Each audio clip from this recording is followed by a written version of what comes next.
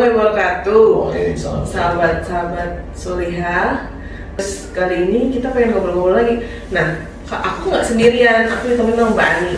Jadi Mbak Ani ini itu program director di acara Siraman Kopi. Tapi kadang-kadang gini nggak sih, berpengaruh ya Pak, ketika orang hamil tuh kan kadang suka ngomong gini, oh ini hormon orang hamil nih, ini begini, ini begitu, bawaannya pengen ngomel, pengen apa-apa gitu. Nah itu gimana Pak? Iya, iyalah. Itu tuh kalau menurut saya kesurupan aja. Iyalah, ya kan harus diterjemahkan secara real. Lah kalau maunya ini bawaan bayi, emang bayinya udah pernah marah dulu? Gitu tanyanya. Ini bawaan marah kita makannya.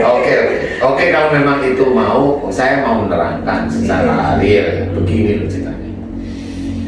Dalam kehidupan bayi itu diambilkan genetik dari ayah dan ibunya. Iya. Jadi ditanamkanlah oleh Allah Ta'ala genetik dari ayah dan ibunya. Entah wajahnya kayak ibunya, sifatnya kayak ayahnya sebagian yang ini, yang emosional kayak ibunya, cerewetnya kayak ibunya, pelitnya kayak ayahnya. Kan itu macam-macam. Makanya ada anak satu keluarga sifatnya beda-beda. Karena memang itulah anak itu sebenarnya penguji untuk orang tuanya. Lah kenapa itu jadi penguji orang tuanya selama ini? Kan Mbak Ani paham jadi ya. Anak itu penguji orang tuanya. Yang mana yang penguji? Sebenarnya penguji itu begini loh maksudnya ya. Jadi pada waktu anak dibentuk, Allah itu memunculkan gen dari orang tuanya. Kekurangan orang tua atau paling gampang salahnya orang tua itu diambil, ditaruh ke anak, digedein dikit sama Allah Ta'ala. Ini loh sifatmu kayak gini. Nah, ini loh sifatmu kayak gini, maksudnya Allah itu mau seperti itu. Nah, pada waktu si orang tuanya punya sifat itu, dia nggak mau tahu. Pada waktu anaknya ini muncul, sifatnya sama Allah Ta'ala gedein dikit, dia gerutuk. Padahal sebenarnya itu lagi bercermin ya. Ya iya, kan bercermin. Kalau dia gerutu, apalagi dulu orang tuamu yang gerutu, tapi kalau kamu dikasih tahu dulu nggak pernah dengerin. Nah sekarang dikasih cermin persis. Nah disitulah sebenarnya genetik itu diambil oleh Allah Ta'ala, dimasukkan, dijadikan itu sifat. Siapapun ada sifatnya keras kaku gitu. Anaknya ya punya sifat keras kaku. Ada yang bapaknya itu takmir masjid. Nih saya tahu persis nih, tapi saya nggak mau ngomong. Anaknya dia punya sifat keras kaku dan sebagainya. Anaknya itu ada yang non muslim. Anaknya itu dari muslim pindah jadi non muslim. Oh gitu. Ya karena sifat kakunya. Kenapa? Ya, anaknya kan punya sifat kaku bapaknya. Akhirnya kalau dia menurut dia pandangan dia agama itu menurut dia itu sama saja dan dia ada kaku dan ininya selesai ya. Apalagi dia itu kerja nggak bisa, dia kenal sama cewek atau kenal sama cowok ya yang menurut dia itu bisa menghidupi dia, pindah ya. Dan saya nggak mau urusan gitu, itu kan urusan besok di akhirat kamu gitu. Dan saya tahu persis kenapa saya ceritakan ya memang begitu, makanya tidak boleh sifat kaku. Orang itu jelas diceritakan oleh Allah Ta'ala. Walakum tafadhal qalbi dan fatun. Itu ceritakan kalau seorang bersikap keras lagi kasar, itu orang itu nggak suka diceritakan. Dan itu kalau ada orang tua keras kaku emosional, nanti anaknya juga begitu. Itu pasti. Kalaupun ada anaknya itu baik, ya itu juga penguji. Sama semuanya itu menguji. Pada waktu anaknya baik, dipuji nggak anak ini? Kalau anaknya dipuji, orang tuanya itu udah lupa yang menjadikan anakmu baik itu sebenarnya lupa. Ini dia saya sekolahkan, ini dia sudah belajar di sekolah ini, di sekolah agama, ini baik nih, nah lupa. Merasa dirinya. Nah itu orang tersebut walaupun dia seorang muslim, dia menuhankan dirinya. Karena dia merasa anaknya itu baik itu karena dia. Nah itulah syirik masuk ke arah sombong juga. Gak boleh. Oh yang menciptakan anak itu Allah. Emang bisa dia nyiptain? Orang-orang itu loh nyiptain anak laki perempuan itu bisa nggak? Tapi kalau tanya sama saya, kalau saya pengalaman. Kalau saya pengalaman gitu. Ada nih santri nih, dia udah punya anak cewek 3, dia ingin punya cowok. Ada ilmunya. Ini ada ilmunya. Nah di situ ilmunya harus jelas. Rahim perempuan itu tetap punya 2 sifat, asam dan basa. Kalau dia itu sifatnya asam, nanti spermanya yang dapat itu sperma yang nanti akan jadi cewek. Kalau dia sifatnya basah, rahimnya jadinya laki-laki, sperma ceweknya mati semua. Kalau basah, sperma ceweknya mati, yang ada laki-laki. Gimana caranya itu bisa asam dan basah? Nah itu rahasia saya. Besok pertanyaannya, iya. Besok lah, masa semuanya tumplek-plek di sini. Janganlah, ya. Besok ilmu itu tumplek-plek berarti. Tapi itu tanya gimana? Nggak tahu ya, bukan YouTube lagi. Boleh sih sebenarnya. Tapi ya jangan sekarang ya. Karena itu, ya tonton terus saja. Karena memang sifatnya di situ. Nah, teman-teman dokter tuh ada ingin punya anak laki-laki, semprot tuh di daerah itunya itu semprot daerah itunya, semprot basah. Ya, aku pernah baca seperti itu. Lah ini memang seperti itu, tapi kan Allah mau dilawan sih. Kalau sifatnya. Ya sifatnya di asam ya bahasanya di basah ini kan bahasa yang tidak kekal. Asamnya itu dari dinding loh. Iya. Lah ini kena yang mati langsung, basahnya langsung luntur. Istilah Allah dilawan. Allah mau dilawan ya, tetap nggak bisa loh itu. Akhirnya benar ini salah satu ya saya cuma lihat waktu itu memang dia dokter, perempuannya dokter, lakinya dokter. Bu dokter, kamu orangnya pesimis,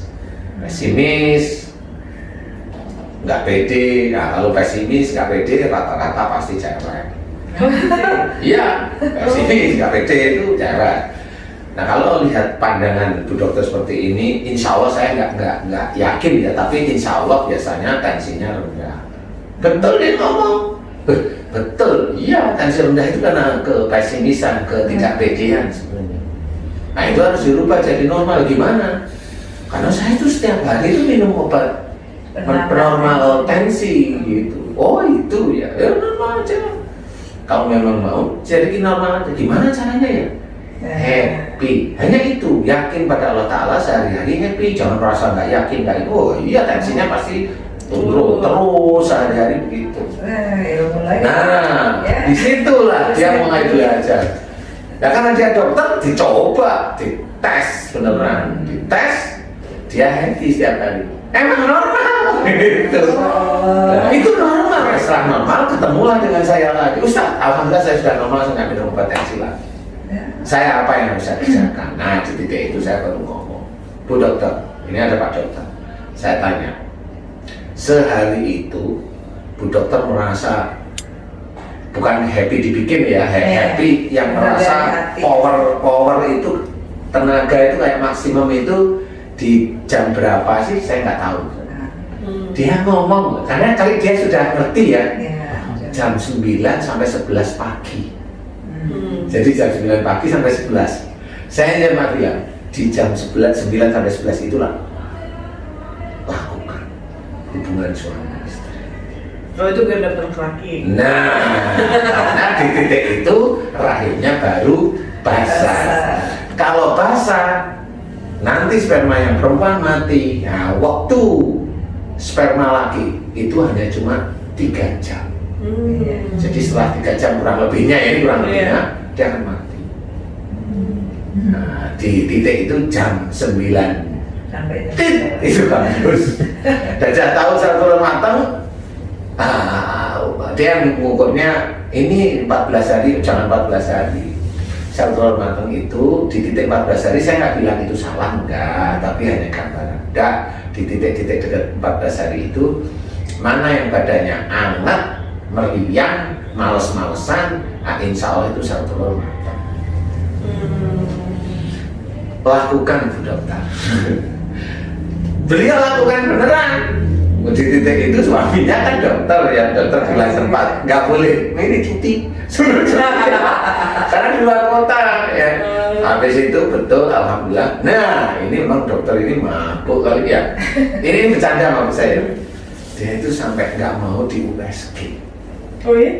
Saya nggak mau tanya, nggak mau membuktikan laki perempuannya. Sampai akhirnya melahirkan itu? Sampai melahirkan. Oh, bener nggak sih? Bener nggak? Karena dokter, ya dokter mampu kalau ya akhirnya lahirlah laki-laki. Oh, Masya Allah. Berarti bener ya kalau ada pengantin baru honeymoon tuh biar bikin Mood, happy ya. ya moodnya muncul seperti itu. Jadi insya Allah itu jadi asik sih. Mau tanya apa sih? Jadi kemana Nyari situasi jadi gitu. Jadi kebayang, kata ini hubungannya sama ini sama ini. Kata itu bulat ya maksudnya. Bukan bulat, nyambung. Iya, nyambung. Semuanya itu nyambung. Sebenarnya semuanya yang ada di sekitar kita itu petunjuk dari Allah Ta'ala. Iya. Termasuk Allah kan menulis. Allah itu menceritakan dalam Quran. Kekuasaan Allah, kebesaran Allah itu termasuk yang ada di diri kita. Iya. Tapi banyak yang nggak tahu. Yang tahu dokter lah, tahu itu ini. Tapi kan perjalanan kok bisa begitu, nah itu kan nggak tahu. Nah ini di Siraman Kolbu atau di acara ini di YouTube kita ini, itu saya ungkapkan dengan cara-cara insya Allah Islam. Iya. Dari sisi akhlak, dari data-data hadis maupun Al-Quran, insya Allah nggak akan keluar. Memahami ya dari tubuh kita, Dari sebenarnya tubuh semua kekuasaan Allah. Semua kekuasaan Allah, makanya kalau sudah kekuasaan Allah, mana kita mau mengaku bahwa apa yang terjadi setelah kita kerjakan itu gara-gara saya? Pantaskah kita sombong? Fabi ayyi alai. Itu kan sih. Itu harus itu. Jadi aku closing dulu Pak. Jadi kita closing dulu. boleh closing dulu lah. Ya.